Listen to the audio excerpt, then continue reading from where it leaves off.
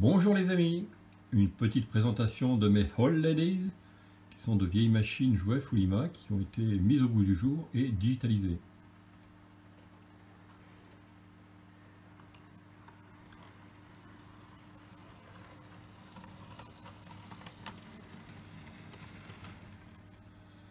La première loco, c'est une BB 7251, avec le roulement est relativement correct pour du matériel qui doit être de 80. Attention, manipuler l'électricité présente des risques de blessures, d'incendie et de mort. Cette vidéo n'est ni un tuto, ni un modèle, ni un exemple. Faites-vous aider par un professionnel si vos capacités sont insuffisantes ou si vous êtes un mineur.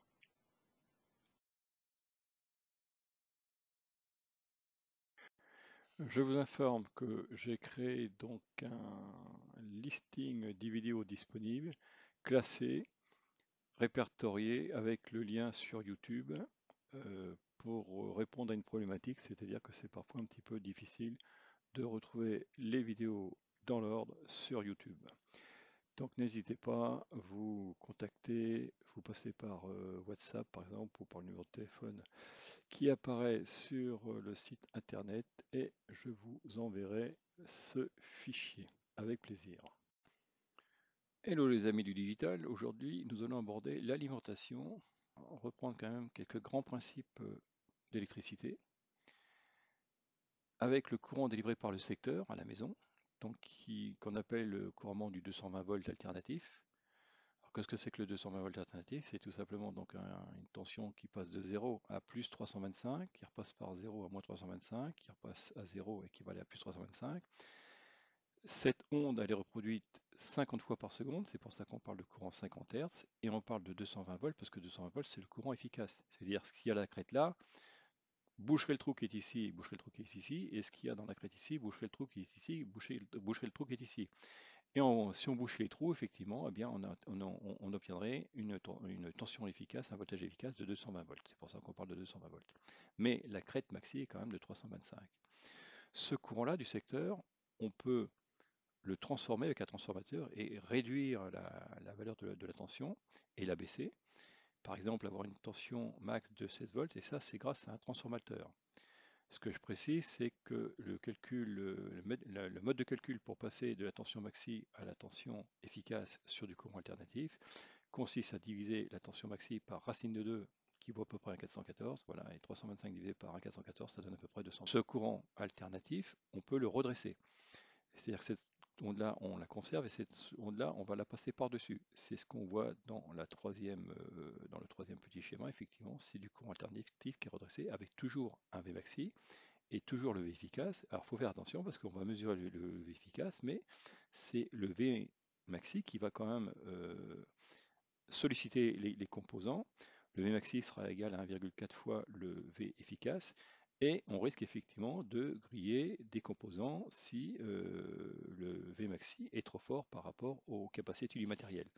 Donc ça, c'est un point de vigilance à avoir lorsqu'on utilise du courant redressé.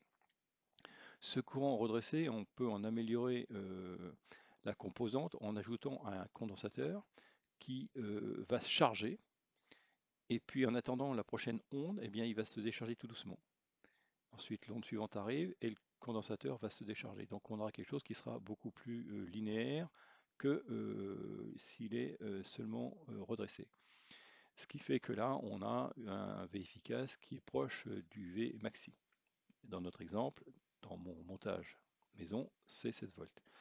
Et enfin, le Next plus ultra, c'est de passer ce courant dans un régulateur qui est un composant électronique qui va produire une tension régulée qui est absolument constante et qui est relativement propre.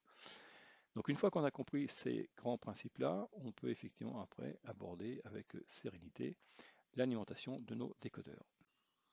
Je propose maintenant d'illustrer la théorie sur cette alimentation de maison, sur lequel on voit le secteur qui arrive avec le fil blanc, donc de 120 volts, qui va donc sur le transformateur. Le transformateur, lui, délivre du 11 volts que je récupère ici sur ce bornier-là, rouge et bleu. Je récupère ce 11 volts pour aller ici dans un pont de diode qui va donc redresser le courant Et ensuite, ce courant est filtré dans ce condensateur, ce qui me permet de récupérer sur ces deux bornes du 16 volts continu. Si je n'avais pas le condensateur, j'aurais plutôt du 11 volts continu.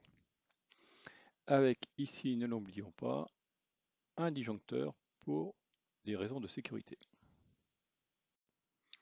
Ici, nous avons donc les informations concernant un transformateur Fleischmann, sur lequel nous voyons le primaire en 230 volts alternatifs en 50 Hz, et il propose donc en secondaire du 0 à 15 volts continu, 17 volts ampères, ça fera à peu près 1 ampère, et un autre bornier qui permet de délivrer du courant alternatif sous 14 volts avec 14 volts ampères, ce qui permettra de livrer à peu près 1 ampère.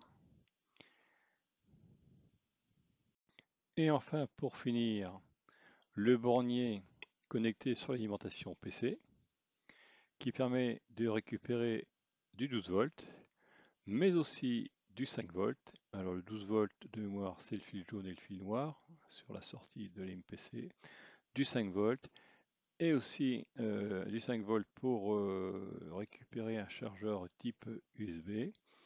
Et certaines alimes PC délivrent en outre du moins 12 volts et du plus 3,3 volts. Donc c'est une option très intéressante effectivement pour piloter et récupérer le courant d'une alime PC. Ensuite, on va appeler la 72 000 diesel.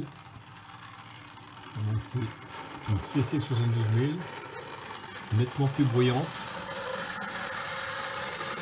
toujours de chez Humain.